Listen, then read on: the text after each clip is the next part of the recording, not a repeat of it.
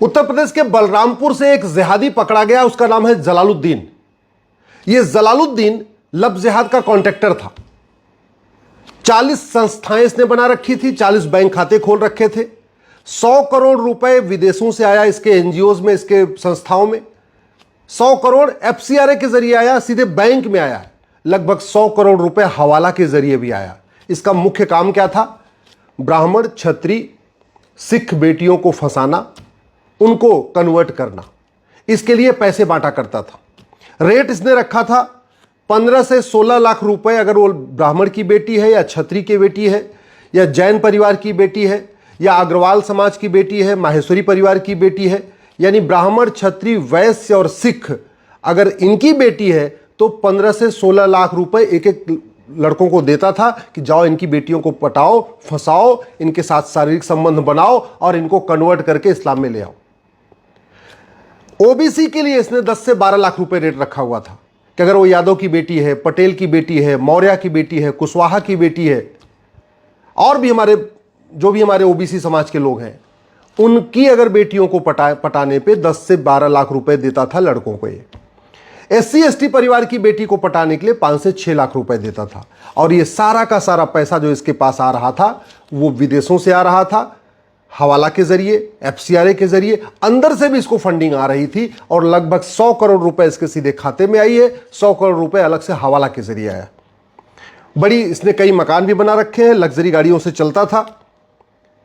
और अब तक ये लगभग 1500 बहन बेटियों को फंसाने में कामयाब हो चुका है। आप सोचिए, उत्तर प्रदेश जहां के मुख्यमंत्री योगी जी हैं, बलरामपुर जो भगवान श्री राम की जन्मभूमि अयोध्या से ठीक बगल में है, वहां ये कांड कर रहा है। और आज से नहीं, कई सालों से कर रहा है।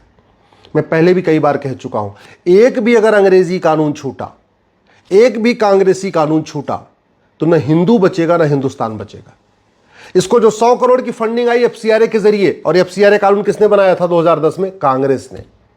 हमने इस कानून में बदलाव किया है, खत्म नहीं किया है। जब तक खत्म नहीं करेंगे फंडिंग नहीं रुकेगी। फंडिंग नहीं रुकेगी तो लब जिहाद और धर्मांतरण नहीं रुकेगा। और आज की डेट में 1000 बेटियां पर डे लब जिहाद का शिकार हो रही हैं। ऐसे हजारों की संख्या में जलालुद्दीन पूरे देश में अपना काम कर रहे हैं, जिनको भारत के अंदर से भी फंडिंग आ रही है, विदेश से भी फंडिंग आ रही है, एफसीआरए से भी आ रही है, हवाला से भी आ रही है, ब्लैक मनी से भी फंडिंग आ रही है, बहुत अलग अलग तरीके की फंडिंग आ रही है। दूसरा, हवाला के जरिए फंडिंग आई है। और हवाला क्यों कारोबार चल रहा है भारत में? क्योंकि हमारा कानून वहां घटिया है, वहां सड़ा हुआ है। काले धन से फंडिंग हो रही है, धर्मांतरण की, लब जिहाद की। काला धन क्यों नहीं खत्म हो रहा है? क्योंकि हमारा कानून वहां घटिया है, हमारा सड़ा हुआ है। ये जो लब जिहादी है, इनको बेनामी फंडिंग होती है। इनको कई बार कैश नहीं देते, पैसा नहीं देते। इनके पिताजी के नाम पे मकान खरीद दे देते हैं, इनके पिताजी के नाम पे गाड़ी दे देते हैं, इनके अब्बू के नाम पे कुछ और दे देते हैं। क्यों ये बेनामी लेन देन चल रहा है? क्योंकि हमारा ये बेनामी लेन देन वाला कानून वहां घटिया है, वहां सड़ा हुआ है।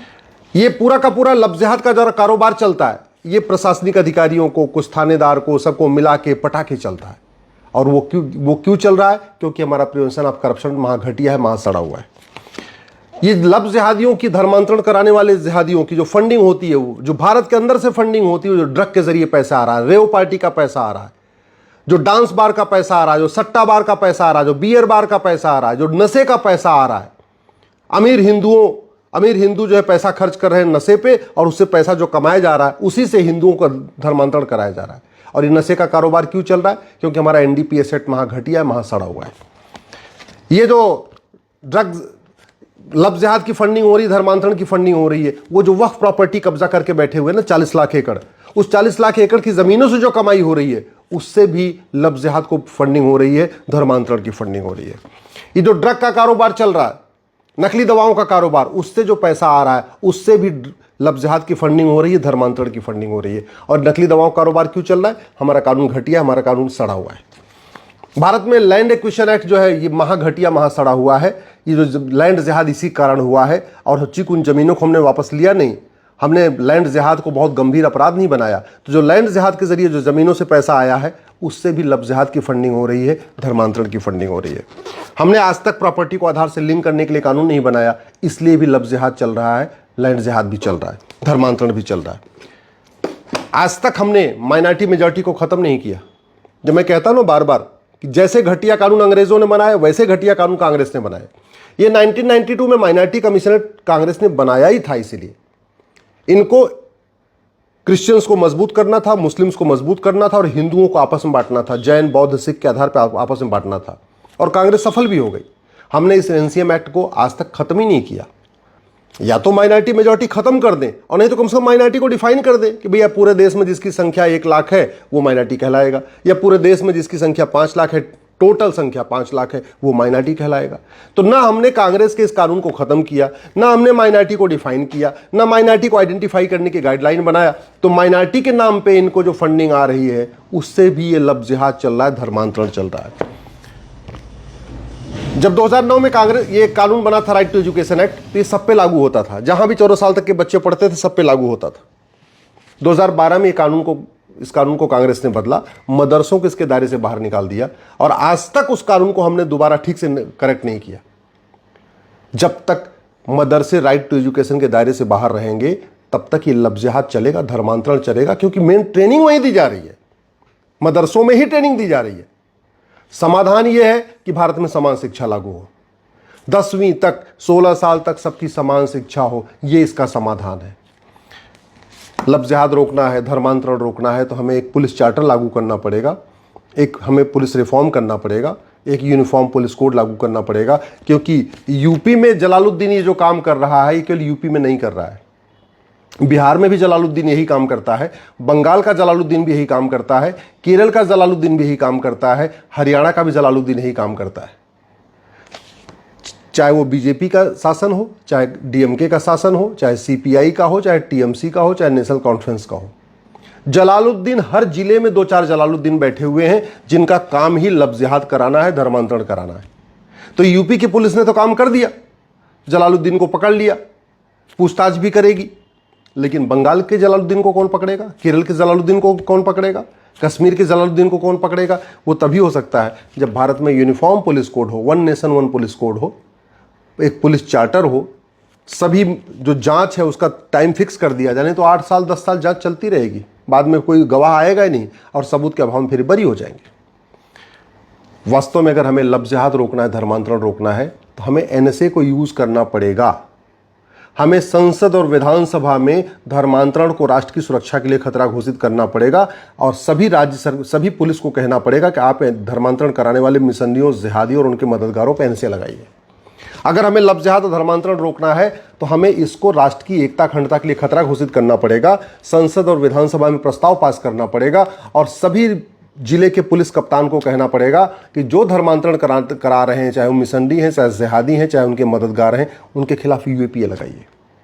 धर्मांतरण से ज्यादा कोई ऑर्गेनाइज क्राइम नहीं, बहुत ऑर्गेनाइज्ड वे में किया जाता है, नीचे से ऊपर पूरी चेन होती। और ऑर्गेनाइज क्राइम से निपटने के लिए हमारे पास, महाराष्ट्र के पास मको का है, गुजरात के पास घुसको का है, यूपी के पास गैंगस्टर एक्ट है, सबके पास एक कानून है, लेकिन ये कानून यूज नहीं किया जा रहा है। तो समाधान यही है कि संसद और विधानसभा में धर्मांतरण को एक ऑर्गेनाइज क्राइम डिक्लेयर किया जाए। जो बीएनएस बनी है उस बीएनएस में भी ऑर्गेनाइज क्राइम के लिए एक प्रावधान है, लेकिन वो धर्मांतरण कराने वाले मिशनरियों, जिहादियों, उनके मददगारों पे यूज नहीं हो रहा है। ये धर्मांतरण से बड़ा कोई देशद्रोह नहीं है और देशद्रोह के लिए प्रावधान है, बीएनएस में है, नई वाली बीएनएस में प्रावधान है, फिर भी धर्मांतरण कराने वाले मिशनरियों, जिहादियों, उनके मददगारों पे देशद्रोह लग नहीं रहा है। धर्मांतरण अपने आप में वेजिंग वॉर है। मुगल भी धर्मांतरण कराने आए थे, अंग्रेज भी धर्मांतरण कराने आए थे, आज भी धर्मांतरण हो रहा है। और आप सोचिए जलालुद्दीन क्या कर रहा है, ब्राह्मण, क्षत्रिय, बनिया, सिख की बेटी के लिए 15 से 16 लाख रुपए, यादव, पटेल, मौर्य, कुशवाहा जो पिछड़े वर्ग की बेटियां उनके 10 से 12 लाख रुपए रेट, जो दलित बेटियां हैं उनका 5 से 6 लाख रुपए वेट है और रेट है उनका, और ऐसे ही जो आदिवासी बेटियां उनका 2 से 3 लाख रुपए रेट है। मंडी लगाई जा रही है हमारी बहन बेटियों की। इससे ज्यादा वेजिंग वॉर क्या होगा? वेजिंग वॉर की धारा है, उसमें आजीवन कारावास, फांसी का प्रावधान है, लेकिन संसद और विधानसभा में हमने धर्मांतरण को वेजिंग वॉर डिक्लेयर ही नहीं किया। इसलिए कोई भी राज्य सरकार, किसी की हो, किसी पार्टी की हो, वेजिंग वॉर की धारा लगा ही नहीं रही है। धर्मांतरण रोकना है तो हमें यूनिफॉर्म सिविल कोड लागू करना पड़ेगा। धर्मांतरण रोकना है तो हमें सबसे पहले नार्को पॉलीग्राफ ब्रेन मैपिंग कानून बनाना पड़ेगा। ये जलालुद्दीन तो पकड़ लिया गया, पुलिस इसको 3rd डिग्री दे नहीं सकती क्योंकि तो माइनॉरिटी है, माइनॉरिटी के नाम पे पूरे देश में चिल्लाहट शुरू हो जाएगी। ये जलालुद्दीन सच बताएगा नहीं, पुलिस इसको पीटेगी नहीं, तो पूरा सच कैसे सामने आएगा? अगर हमारे पास नार्को पॉलीग्राफ ब्रेन मैपिंग कानून हो तो जलालुद्दीन की 24 घंटे के अंदर उसका टेस्ट करके पता किया जा सकता है कि अब तक कितने लोगों को कन्वर्ट कर चुका है, कहां से पैसा आता है, कौन कौन नेता इसकी मदद करते हैं, कितने अधिकारी इसकी मदद करते हैं, कितने थानेदार इसकी मदद किए, कितने तहसीलदार इसकी मदद किए, सब पता चल जाएगा। लेकिन हमारे पास कानून ही नहीं है। कानून नहीं है तो बहुत करेंगे, इसको सजा हो जाएगी, लेकिन इसके जो आका बैठे हैं ऊपर या जो उसके नीचे जितने और शागिर्द बैठे हैं उनको तो कुछ नहीं होगा।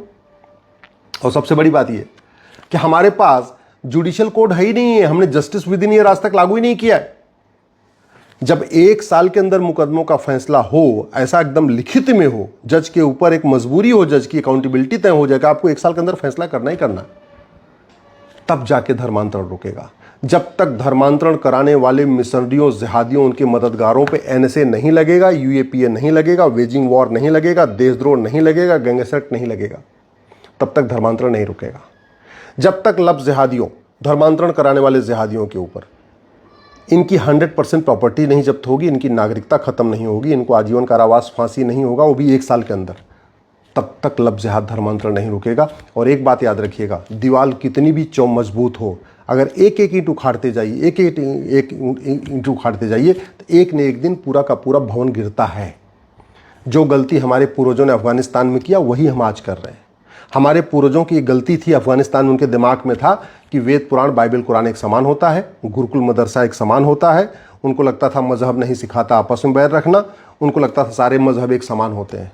और यही इसी सोच ने अफगानिस्तान में हमें ख़त्म कर दिया। हमारे पूर्वज पाकिस्तान में रहते थे, उनको भी यही लगता था सारे पंथ एक समान होते हैं, गुरुकुल मदरसा एक समान है, वेद पुराण बाइबल कुरान एक समान है। नतीजा पाकिस्तान से ख़त्म। हमारे पूर्वजों को जो बांग्लादेश में रहते थे, उनको भी यही लगता था सारे पंथ एक समान होते हैं, मजहब नहीं सिखाता आपस में बैर रखना, गुरुकुल मदरसा एक समान है, वेद पुराण बाइबल एक पुराण एक समान है। नतीजा ख़त्म। कश्मीर में ख़त्म, नागालैंड में ख़त्म, मिजोरम में ख़त्म, मेघालय में ख़त्म, सिक्किम में आधे, कश्मीर में ख़त्म, करगिल में ख़त्म, लक्षद्वीप में ख़त्म, 9 राज्यों में ख़त्म, 800 जिलों में से 200 जिलों में ख़त्म, 6000 तहसीलों में से 1500 तहसीलों में ख़त्म, बॉर्डर की 300 तहसीलों में ख़त्म। और अभी भी इस तरीके से लब जिहाद हो रहा है। 1000 बेटियां पर डे लब जिहाद का शिकार हो रही हैं और 1500 कुल परिवारों का धर्मांतरण हो रहा है। नहीं रोका ना, तो मैं आपको गारंटी के साथ कहता हूँ, ये जितनी बड़ी बड़ी बातें हो रही ना, समाजवाद, लोहियावाद, अम्बेडकरवाद, गांधीवाद, फलानेवाद, ये सारे वाद 20 से 25 साल के बाद ख़त्म हो जाएंगे। फिर एक ही वाद चलेगा जो पाकिस्तान में चल रहा है, जो अफगानिस्तान में चल रहा है, जो बांग्लादेश में चल रहा है। बाकी सारे वाद खत्म हो जाएंगे। इसलिए कह रहा हूँ, दल गुलामी छोड़िए, सांसद विधायक को पकड़िए और संसद और विधानसभा में उनको आवाज़ उठाने के लिए मजबूर करिए।